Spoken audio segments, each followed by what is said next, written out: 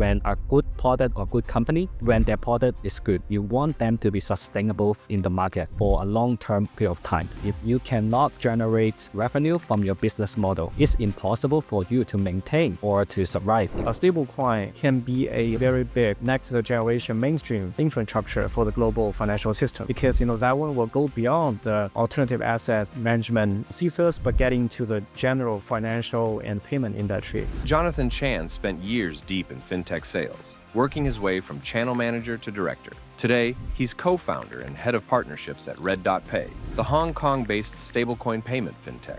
Under his leadership, they now reach millions of users and are accepted at 130 million plus merchants globally. In this episode, we break down how he's turning digital assets into real-world money and why the future of finance is global, fast, and borderless. When you want to build something meaningful, it takes time. Also, the need times to absorb it. Like Tether and Circle, they're doing for years. So I think the infrastructure they build, for example, the banking infrastructure, the distribution network, and the trust in the market is still there. But I think we can expect to see more and more powerful players, but Circle and Tether will still got their role for a while. Hello and welcome to Build It Up, where AI meets crypto, technology meets humanity, and East meets West. I'm Bill. Before we dive in, I just want to take a moment to say how much I appreciate you being here. If you have been watching the show and haven't subscribed yet, I would really appreciate your support. It helps us keep this conversation going. Thank you so much for tuning in today. Now let's get into it.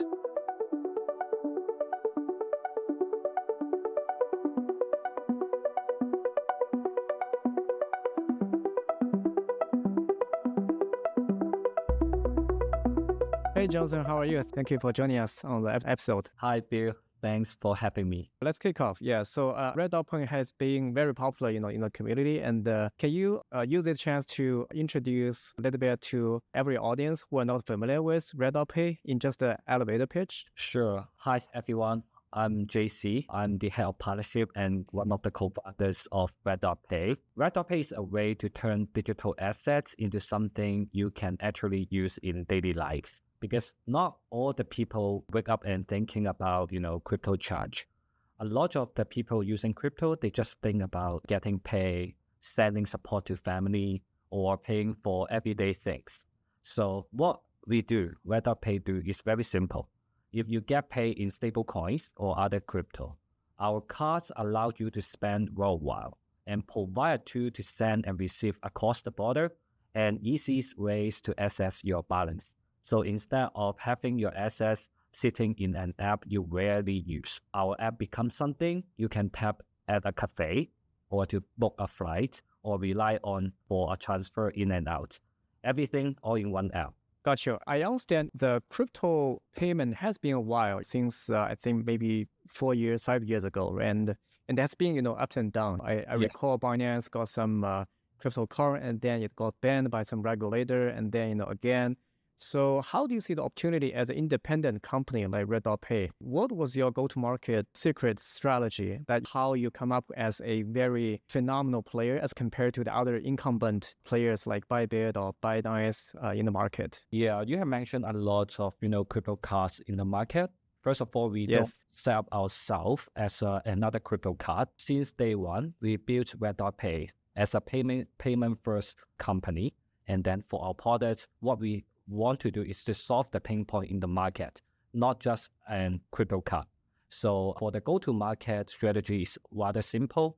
You can also get the hints from our tagline, where crypto meets real life.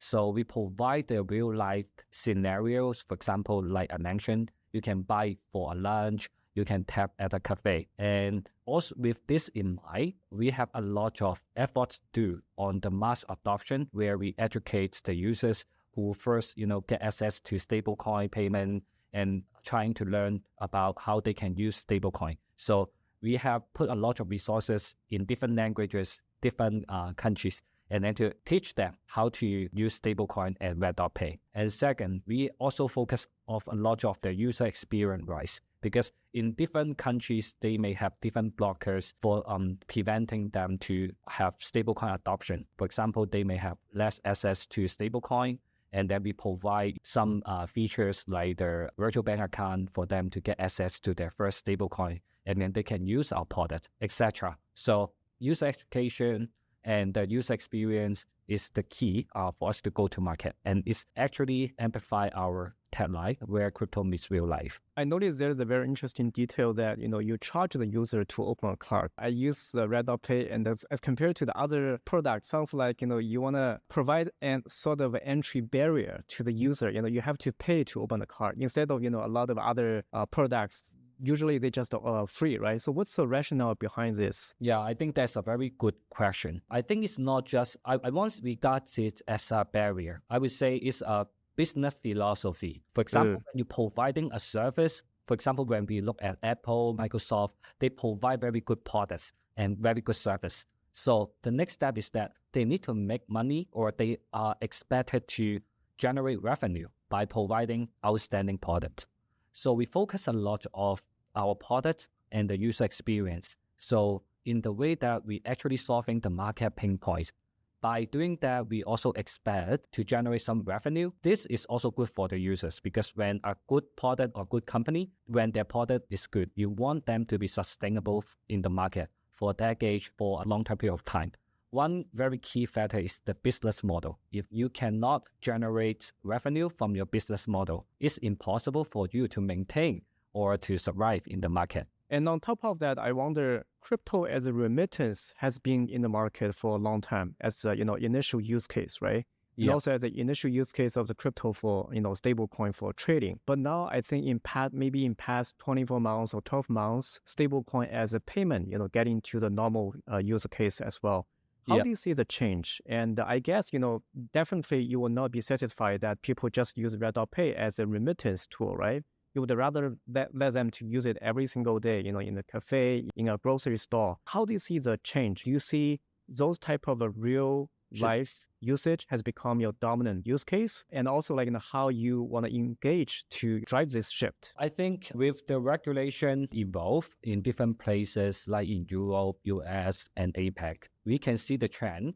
More and more users and institutions, they gradually accept crypto, to be accurate, stablecoin. With these stablecoins, we see more use case, but it's still limited in B2B use case. For example, the remittance and then the payment gateway. So what we do is that we become a gateway or a bridge to connect retail users and those institutions who accept stablecoins, and they want to tap into this new market by leveraging the technology and then to provide more, more faster, better, less traction user payment experience in the market. So we bridge the gap here. I think the regulation is the dominant reason why users or the market start using crypto for everyday payments. But I would like to say for the crypto and the stablecoin adoption, I think right now it's still early. We still see a lot of opportunities there because the adoption rate right now for the whole world is still very less. It's not much. So I think there's still room to do that.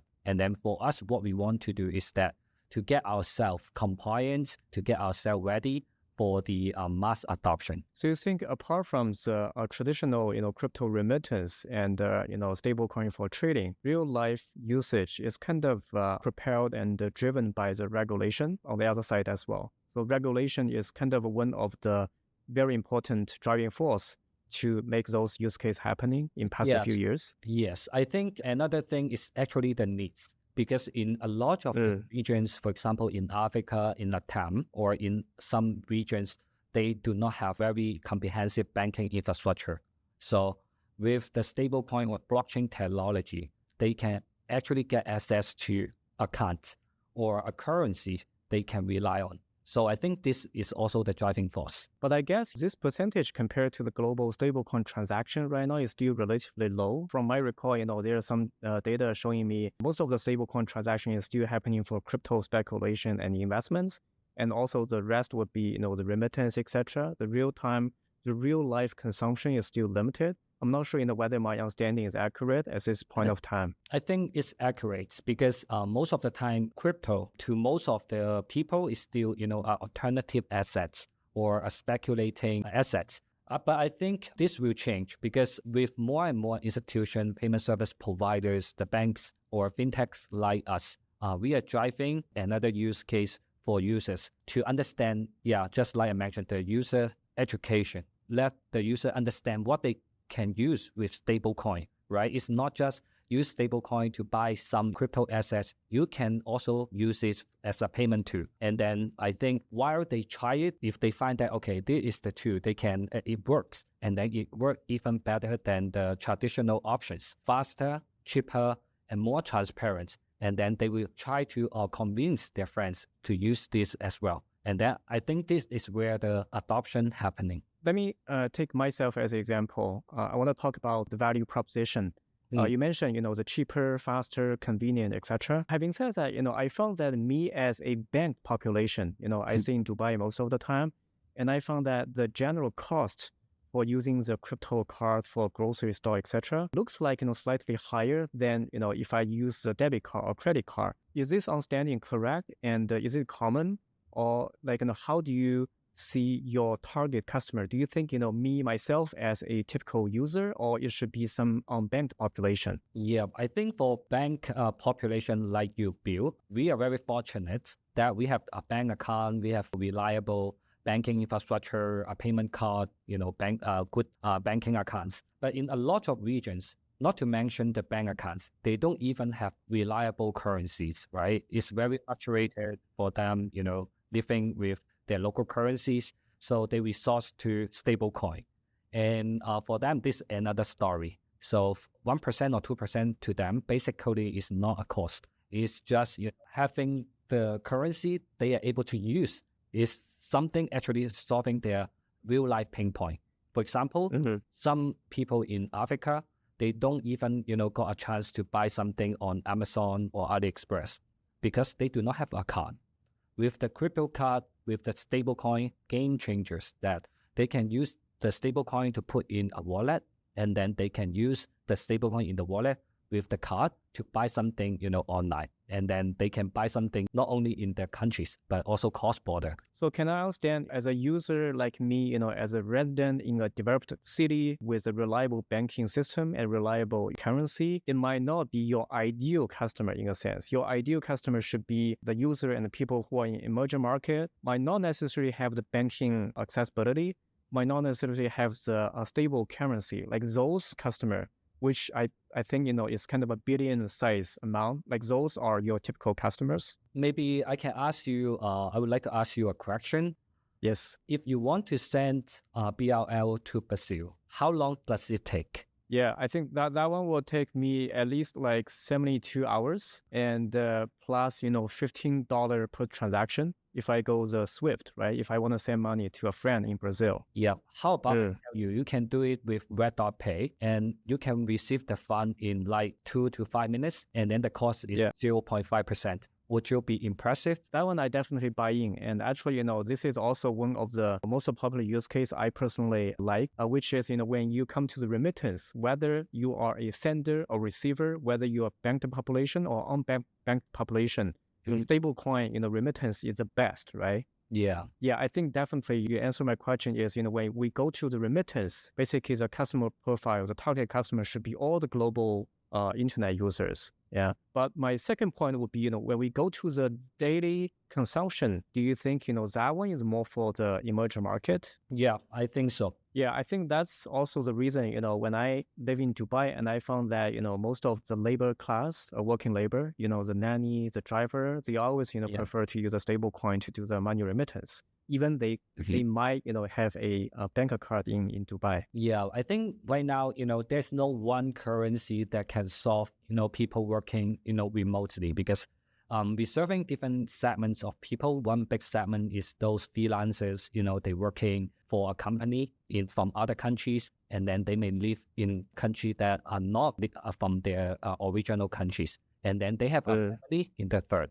So in this kind of use case, crypto or, fintech company like RedotPay, we fit their needs in a very good position that they don't need to go from multiple accounts, multiple wallets. They just need to use RedotPay to seamless the flow. That makes total sense.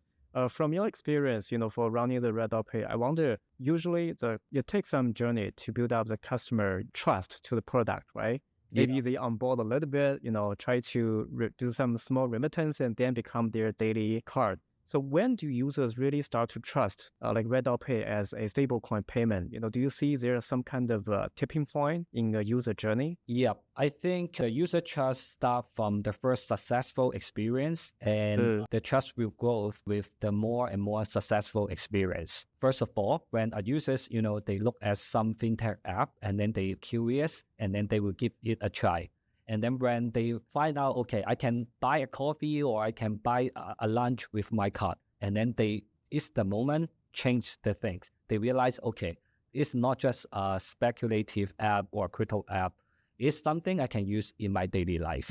And then with more and more successful experience, that will strengthen their belief, okay, I can rely on this app. But all of the things happen on three assumptions. First of all, users got to get access to their balance all of the time, because it's also one of the main pain points in the market that they cannot access their assets when they need it. Second is that when something goes wrong, they have customer support to be with them. So they don't need to be, feel hustle or to worry about what's going on. And the third thing is about the good user and consistent experience, that when they try to use it, they don't find, the app changing too fast, or the app experience is changing in a confusing way.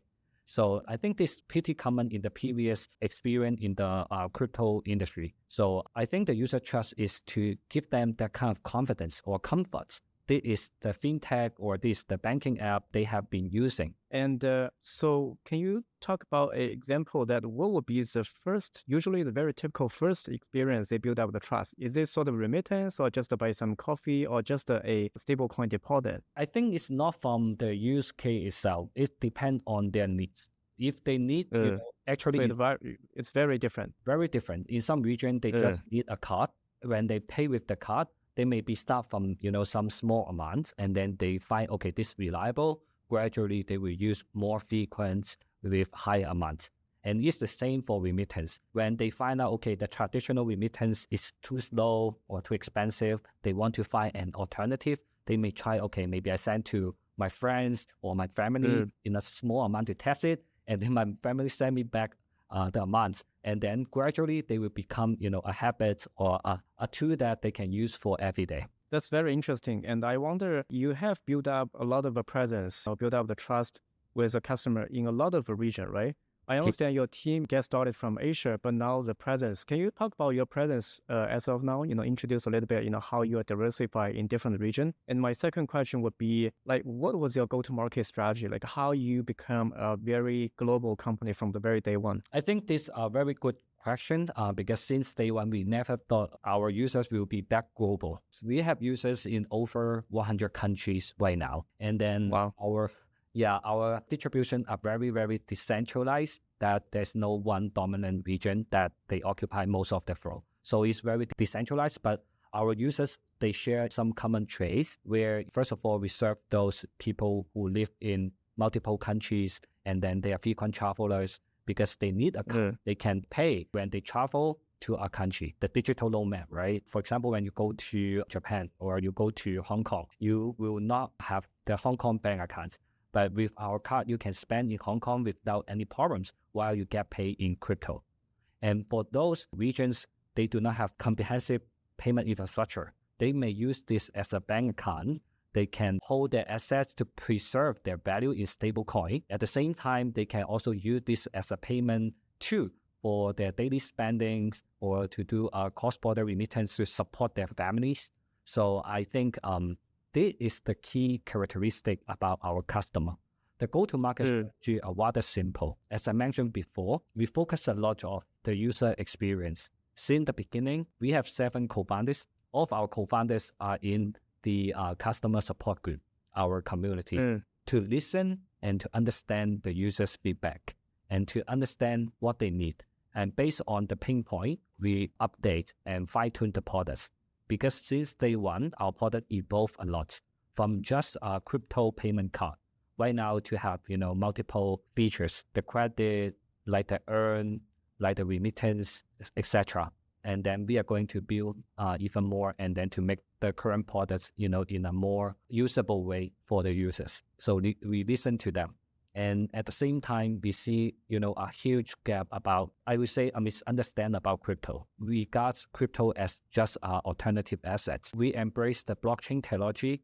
We leverage on the stablecoin settlement rails to have its rich speed, programmability, transparency to make the payment experience more seamless. So we also do a lot of education to the users. We spend a lot of resources. If you go to our website, you see a lot of blogs talking about to provide more context about stablecoins. We also work with stablecoin issuers to do a series of education to provide context why this matter to you, etc. Yeah, I totally agree. Regarding stablecoin shall be a mainstream innovation as compared to crypto. I think crypto in general, people talk about crypto as a digital asset, etc.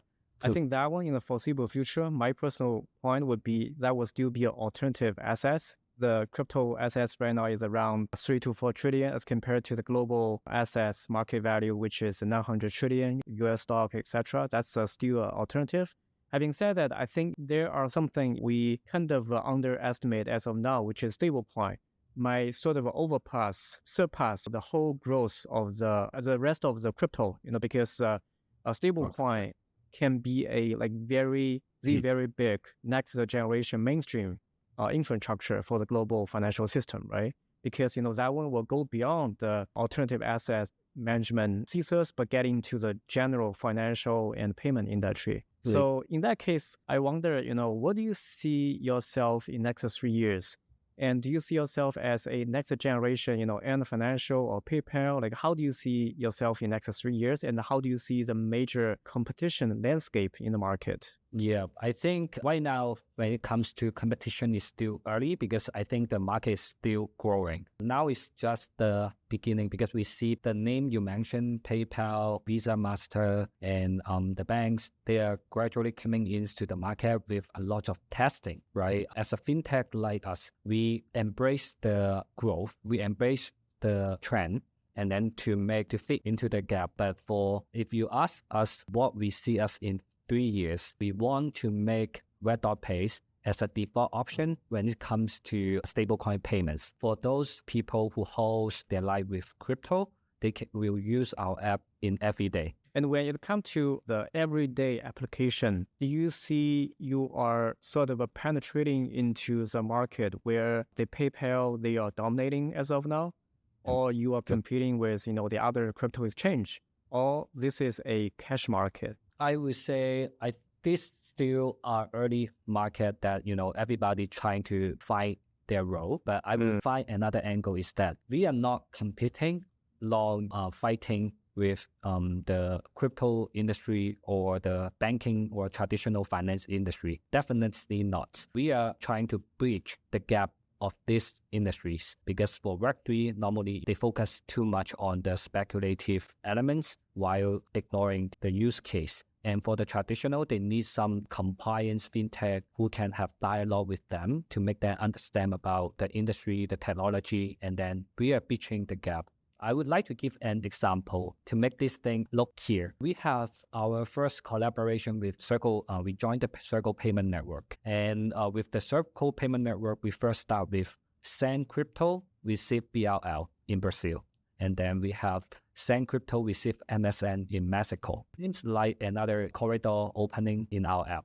But underneath, it means that we have the financial grades, payment infrastructures, we have the compliance partners, we have their local connection built by Circle, and it connect with our stablecoin rails and our user experience in RedotPay app. And this is a very good example that for the futures, this is not a system going to replace another, but to work together to provide better payment experience for users. So the main thing is you got to put everything in the right place. Some got to be more compliant, some got to understand more about the market, and then to find the common ground. So at the result, user will find the experience simple, but it's powerful enough to move the value in the industry. Yeah, you mentioned, this is like send stablecoin to receive the Brazil local currency. This is a very good use case to show that, how stablecoin can reshape the financial system, right? And I wonder, for those type of use case, do you anticipate to serve the retail in most of the time?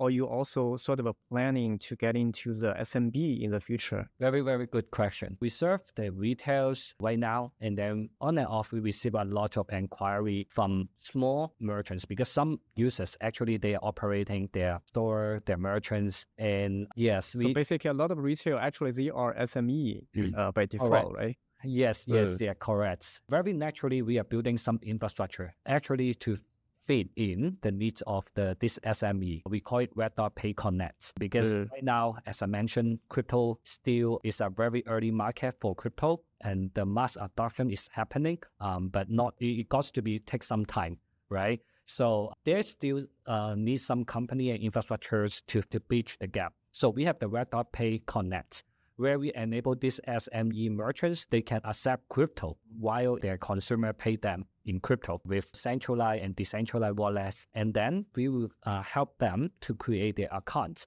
With this account, they can opt for crypto payout or fiat payout because this is the ability we are building, right? So yes, this is in our roadmap. So basically providing the service to not only retail, but also the SME in the future. Yeah. And if we take a time horizon observation like 3 to 5 years, how do you see the massive adoption is going to penetrating into the global financial system? And how do you see RedotPay is going to, dominate one piece of the cake? I think in the 3 to 5 years, more and more regulations coming in, and then with more clarity about the regulation, more big players, they will be more aggressive or embrace this technology more. So then I think this is where the mass adoption happens. And for RedotPay, we start very early to become a very crypto compliance or stablecoin compliance fintech company. And then we are also very actively looking for different licenses and being compliant in different market jurisdictions. So I think our goal and our focus is still the same. Provide better user experience at the same time to maintain a high compliant and secure standard for users to understand, okay, we are a platform they can trust and keep using for every day. I have another, maybe a slightly off-topic question. I think, as a distributor, you don't care about in the future, who is the dominant stablecoin player. Today, globally, we have USDT, USDC, but also, there are some other players. And, I guess your platform is very neutral. But as an industry player, how do you see the landscape of the stablecoin in the future? Do you think there will be a lot of new challenger who will shape the current landscape? Because right now it's dominated by USDT and USDC, right? But from my understanding, like PayPal or even some big banks, JP Morgan, etc., like everyone is looking at this industry, or someone, launched already, like PayPal. Do you think, the landscape is going to change in the future? Even, right now is the US dollar stablecoin, but maybe going forward, there will be other, currency stablecoin going up as well. How do you see the stablecoin market? Okay, I try to answer some questions one by one regarding to the currency. Sure. I don't think there will be a lot of stablecoin currencies because like stablecoin or blockchain is just a technology. This technology will not make a currency, a long dominance currency to become dominant. But this currency is to make currency or to make the cash, the flow, to improve the flow, efficiency of the flow, the transparency of the flow, and the speed of the flow. So it will be still the stablecoin market will be only very similar to our traditional. To make the dominant currency stronger, more powerful, right? Yeah, correct. Exactly. Yeah. And then to answer the question regarding to the, stablecoin issuer, we understand. Yeah, different stablecoin. Yeah, for like the Tether and Circle, they're working with, different stablecoins.